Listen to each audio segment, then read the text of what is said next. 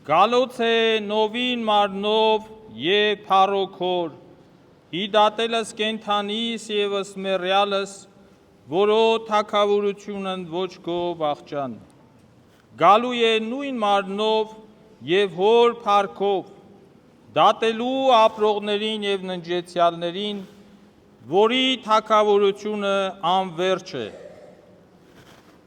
Հավատամքից այս հատվածը այսօրվա քարոզի ընտրել եմ բնաբան, հավատամքը այն վավերագիրն է, այն փաստաթուղթը, որ ցույց է տալիս, ինչին ենք մենք քրիստոնյաներս, հայ առաքելականներս հավատում։ Ահա այդ հատվածից էր, որ վերցրել եմ այսօրվա բնաբանը։ Սիրելի քույրեր եւ եղբայրներ,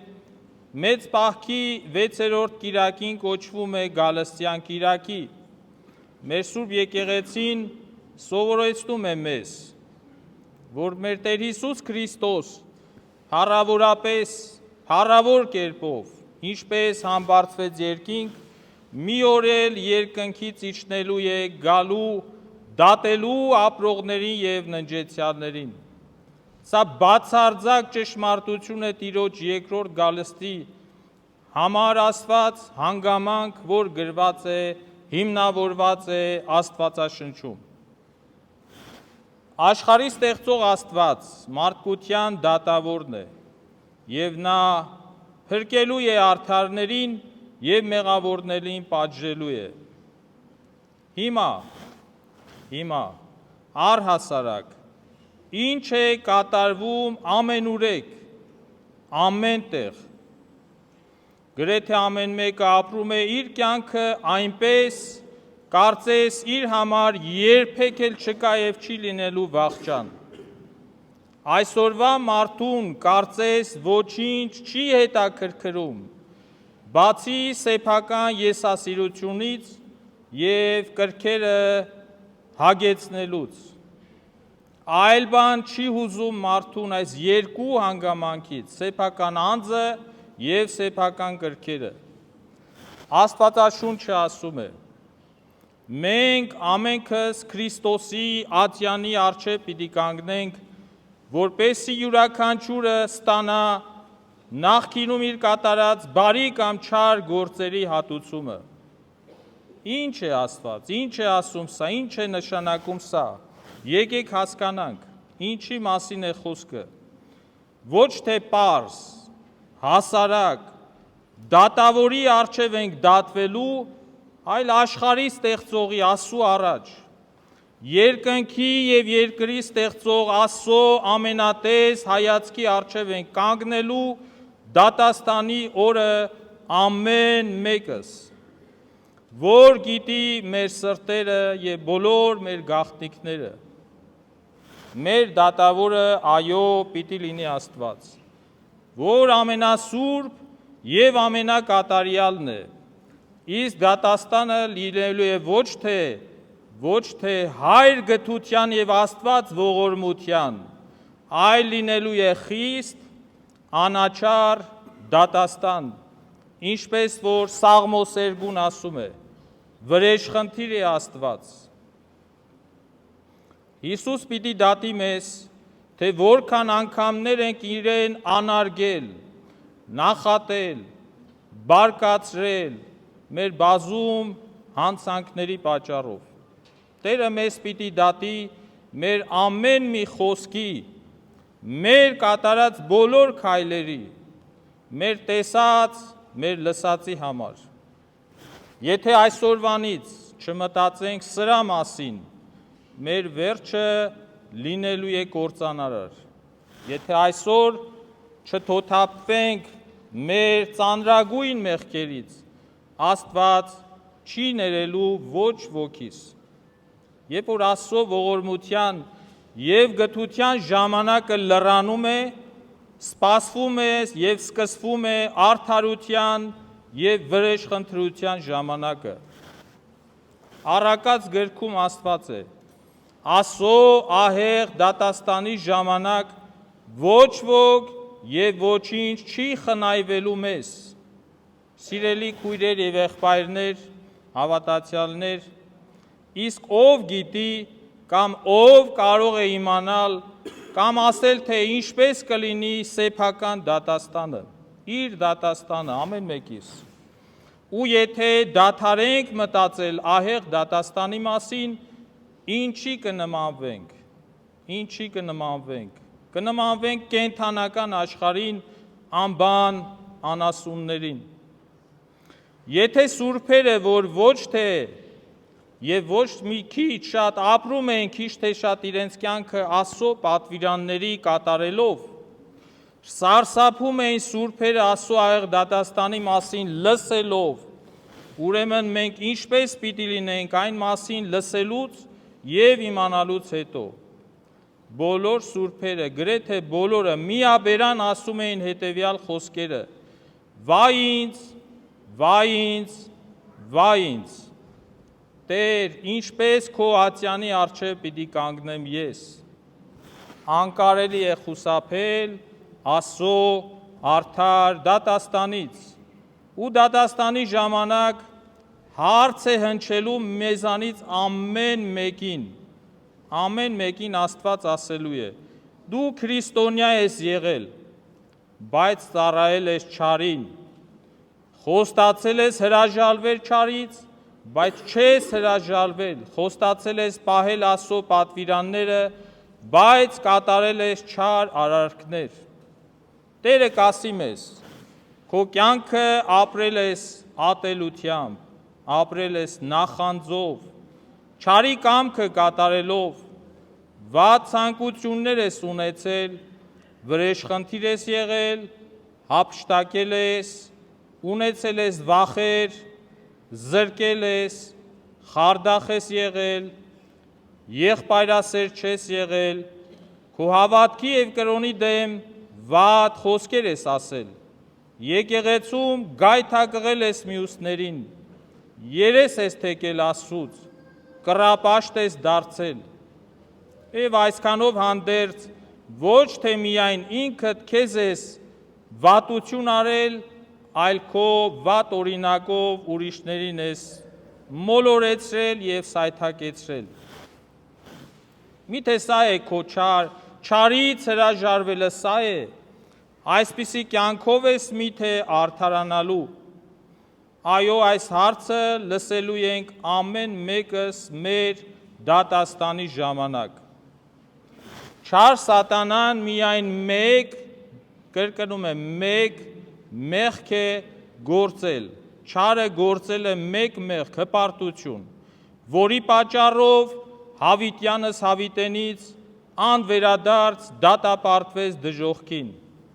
Հիմա ասենք, մենք տասնապատիկ,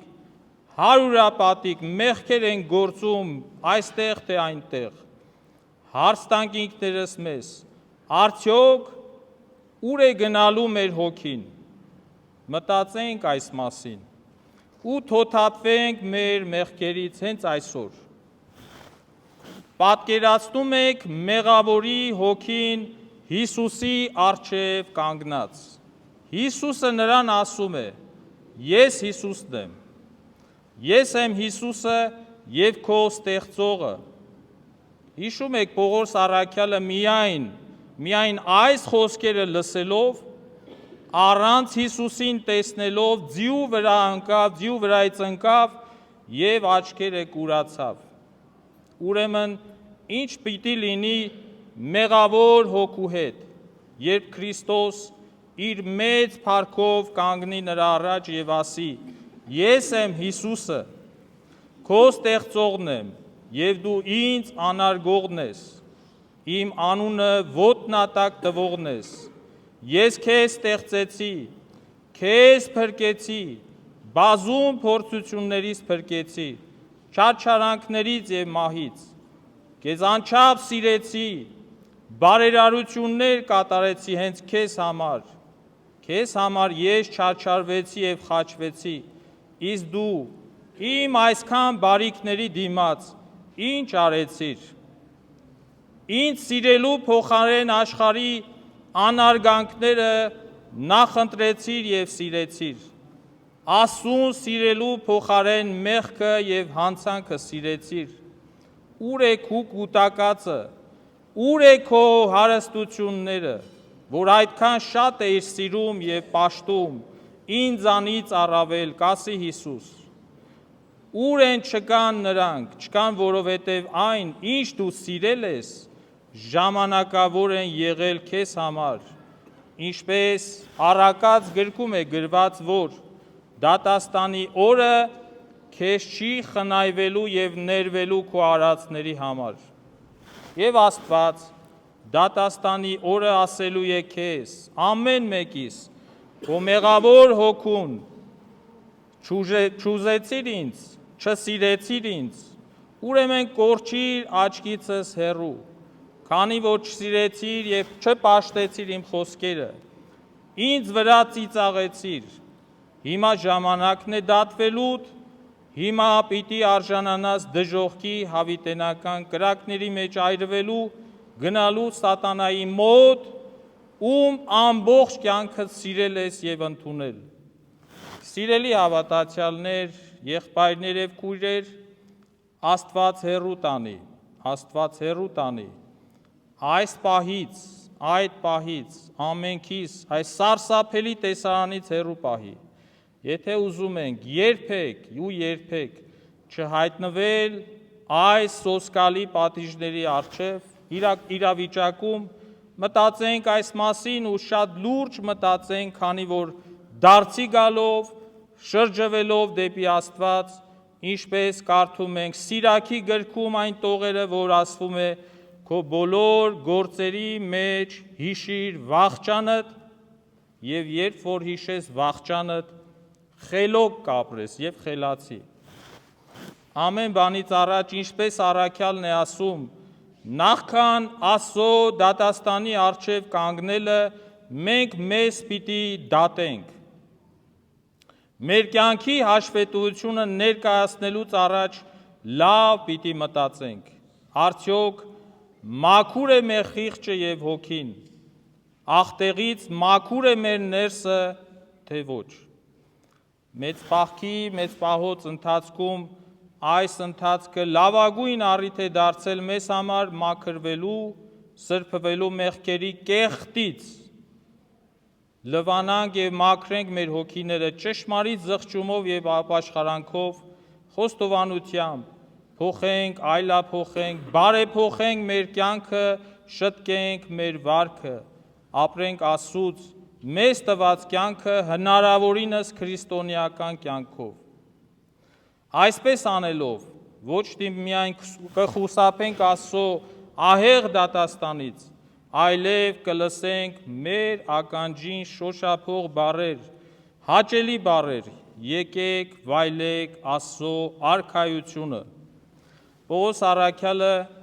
իր Կորինթացիներին ուղղված առաջին նամակում այս մասին ասել է. Եթե ինքներս մեզ քննենք, ապա չենք պատժվի, իսկ եթե պատժվում ենք Տիրոջ կողմից, ապա խրատվում ենք դրանից, որ աշխարհի հետ չդատապարտվենք։ Եկեք միասին ապաշխարության այս հրաշալի աղոթքով եզրափակենք։ Մի բարկացիր ինձ վրա, մի հիշիր իմ չարիքները և մի մեղադրիր ինձ իմ մեղքերի համեմատ, մի վարվիր ինձ հետ ըստ իմ մեղքերի և մի հատուցիր ինձ իմ անօրենությունների, մի զրկիր ինձ քո երեսից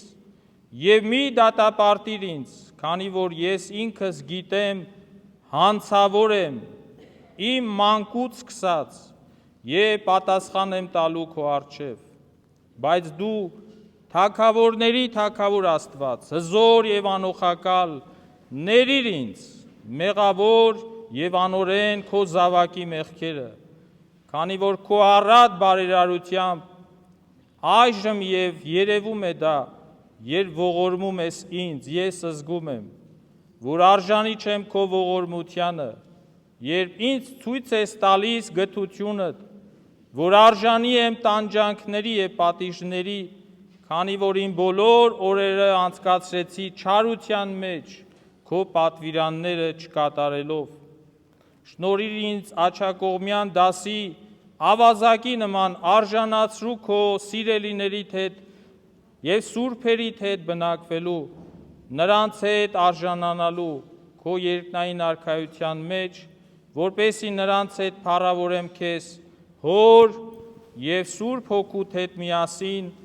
այժմ և միշտ և հավիտյանս հավիտենից ամեն։ Աստված պահապան բոլորիս։